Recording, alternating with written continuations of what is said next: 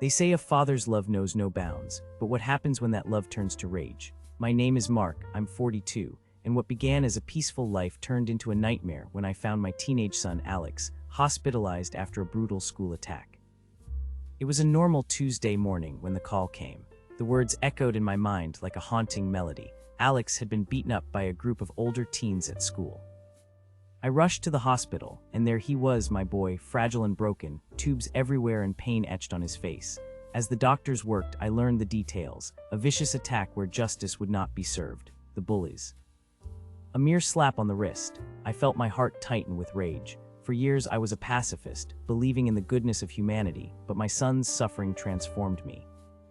As he lay in bed, healing from the wounds both visible and hidden, I made a decision. I couldn't just sit back anymore. I began to watch them from the shadows, those bullies. I learned their routines, where they hung out when they roamed the streets.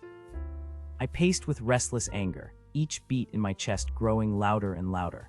But the anger bore more than just a thirst for vengeance. It was a struggle against a darker side of me I never knew existed. My marriage to Laura began to fray as she sensed the shift in me. "Mark, please, this isn't who you are," she pleaded, fear flickering in her eyes, yet all I could see was my son's battered face.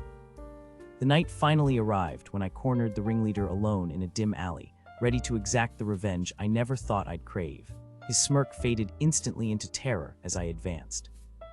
With raw fury coursing through my veins, I was a heartbeat away from delivering the blow that would change everything.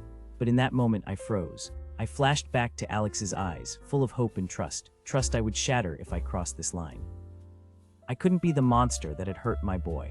Instead, I forced the bully to confess on video as he trembled.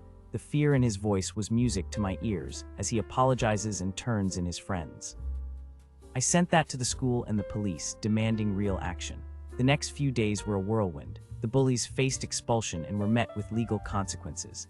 As I returned home that day, a storm of emotions overrode my anger. Relief washed over me like a warm wave.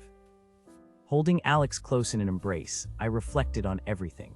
Sometimes, fighting for my family doesn't mean abandoning all I believed in. It means finding a way to seek justice without losing myself to rage.